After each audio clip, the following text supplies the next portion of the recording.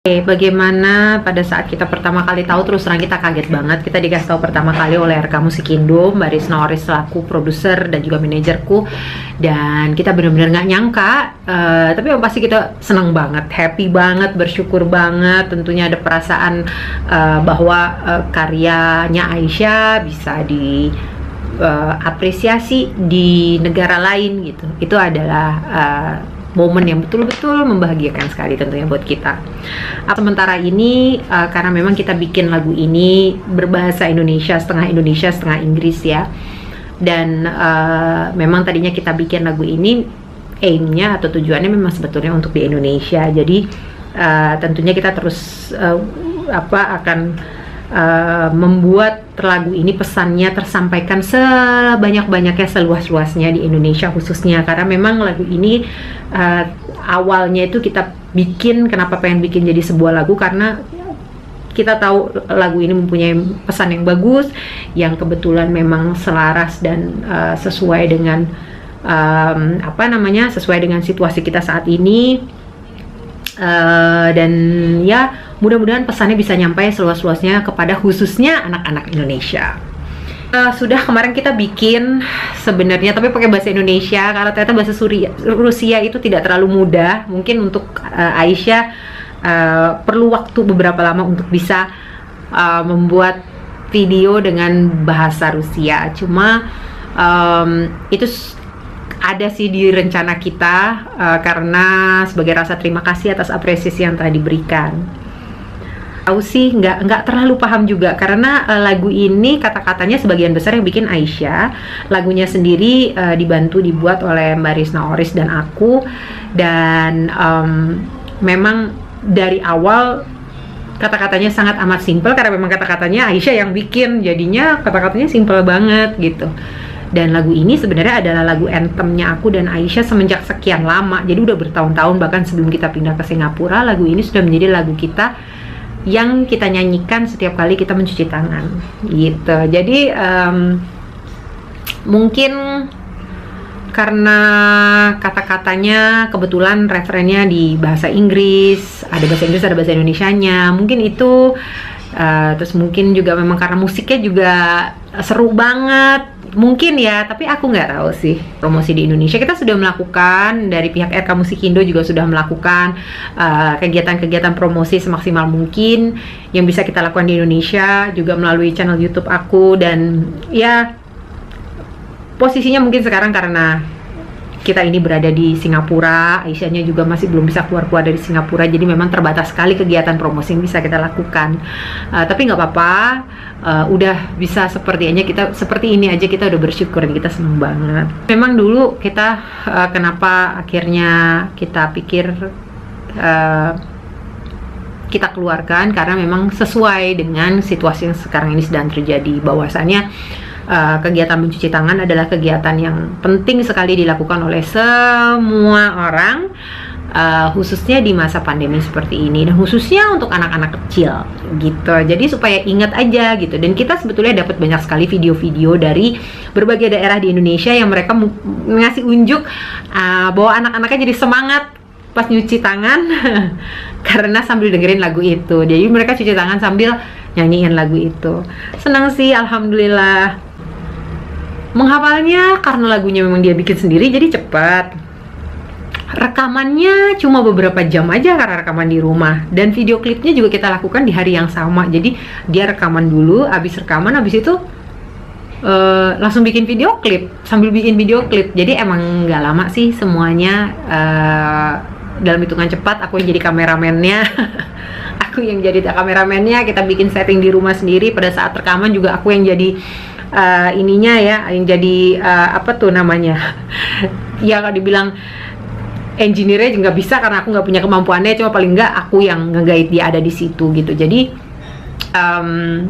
semuanya kita lakukan dengan keterbatasan yang ada gitu. Jadi kita nggak punya ruangan yang kedap suara di sini, jadi kita pakai selimut-selimut, kita pakai sudut-sudut rumah yang kira-kira bisa memberikan kesan efek kedap suara. Video klip juga kita bikin di bagian-bagian rumah gitu. Jadi ya alhamdulillah, tapi kita senang kok dengan hasilnya. Kita nggak terlalu ada yang terlalu bagaimana banget goalnya untuk lagu ini. Cuma kita kepengen lagu ini bisa dinikmati, bisa menyampaikan satu pesan yang positif, dan pesan ini bisa diterima seluas-luasnya oleh masyarakat Indonesia, khususnya anak-anak Indonesia. Dan buat kita itu yang menjadi main goal kita gitu. Ya, jadi seperti yang tadi aku cerita, lagu ini adalah lagu yang memang anthemnya kita, yang sudah kita bawa, sudah kita nyanyikan selama bertahun-tahun, bahkan sebelum kita berada di Singapura. Setiap kali kita cuci tangan, kita akan menyanyikan lagu ini, akan menyenandungkan itu, wash your hand, ambil sabun, cuci tangan, wash your hand. Itu kayak udah apa, otomatis gitu.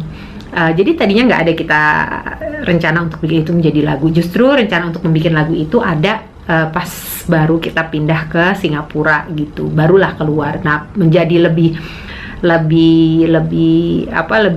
mantap lagi untuk dibikin lagunya begitu setelah memang kita melihat secara situasinya memang pesan ini perlu untuk disampaikan gitu. Dan sebenarnya yang paling membuat aku terpacu untuk bisa menjadikan lagu ini menjadi sebuah lagu, maksudnya benar-benar dijadikan sebuah lagu, karena aku kepengen ini bisa jadi pengingat nanti buat dia kalau udah dewasa gitu loh, bahwa pada saat dia nanti dewasa, dia bisa melihat lagi ke masa ini, dia bisa melihat lagu ini, dia bisa mengingat betapa di masa hidupnya yang mungkin lagi kurang enak gitu ya, di masa hidupnya yang berat, tapi dia masih bisa berkarya gitu, dengan izin Tuhan, dengan pertolongan dari Tuhan, alhamdulillah masih diizinkan untuk berkarya gitu. Jadi untuk menjadi penyemangat dia dan untuk kepercayaan dirinya nanti dia saat dia udah dewasa. Sekarang kami masih sama-sama memutuskan untuk Aisyah tetap kita kasih stiker dulu, dan kita lakukan itu baik untuk semua posting media sosialku maupun untuk YouTubeku gitu, dan tentunya juga buat di video klip ini juga treatment yang sama gitu, karena memang kita merasa nantilah akan ada masanya di mana mungkin saat Aisyah sudah lebih percaya diri dengan keadaannya, maka kita akan buka stikernya gitu. Jadi masalah stiker di wajah ini memang sudah pernah aku jelaskan, bahwa aku tahu betapa banyak sekali masyarakat yang kangen pengen ngelihat Aisyah, yang kangen pengen lihat wajahnya Aisyah. Tapi satu hal, Aisyah tuh mengalami banyak sekali perubahan semenjak dia melakukan kemoterapi. Dia kehilangan rambutnya sampai botak, dia pernah sampai hitam-hitam kulitnya gitu, dan perubahan fisik ini gak mudah buat dia. Makanya mungkin teman-teman ada yang pernah ingat bahwa aku dulu pernah menutup semua kaca yang ada di rumahku, tutup koran, karena Aisyah tidak menyenangi refleksi wajahnya dia saat itu di kaca saat itu gitu. Sekarang alhamdulillah rambutnya dia sudah mulai tumbuh lagi, tapi memang masih ada prosesnya gitu.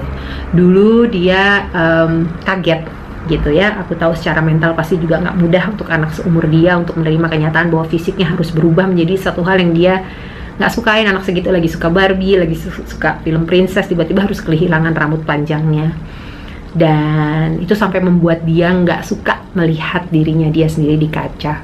Sehingga itulah sebenarnya di awal, karena kita menghormati ketidaknyamanan dia itu, maka kita menutup wajahnya dia dengan stiker setiap kali kita mau posting tentang dia di media sosial kita. Sebenarnya awalnya dari situ gitu. Dan nanti mohon doanya untuk semuanya, kepada semuanya, insya Allah nanti Aisyah akan lebih baik lagi keadaannya gitu, lebih sehat lagi. Dia juga kembali memiliki percaya diri yang tinggi atas looknya dia. Insya Allah ada masanya nanti kita akan buka stikernya.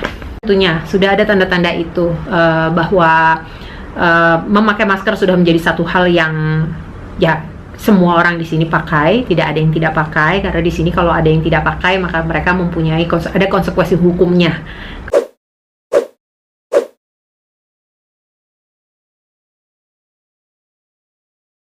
Pun alhamdulillah dalam waktu beberapa hari ke depan ini beberapa peraturan-peraturan CCB atau COVID-19 Circuit Breaker, atau di Indonesia mungkin hampir sama dengan PSBB ya istilahnya, akan dilonggarkan. Jadi kayak sekarang beberapa usaha masyarakat sudah mulai boleh buka kembali.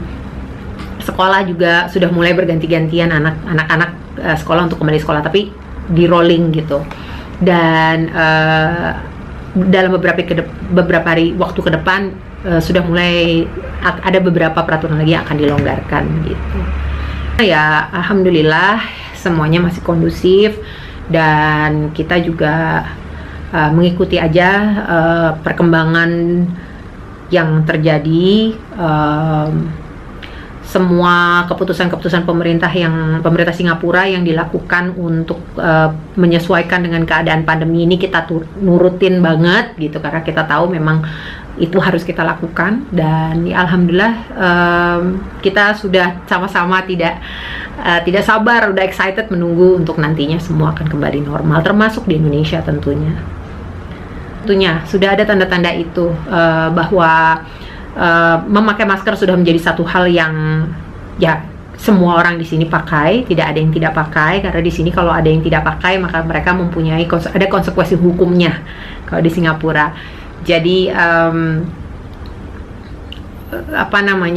ini sudah menjadi satu hal yang kayak sudah mulai terbiasa gitu. Kayak misalnya antrian, kalau kita ngantri kita harus maintain atau mempertahankan physical distance gitu. Jadi kayak udah menjadi satu pemandangan yang cukup normal sekarang ini.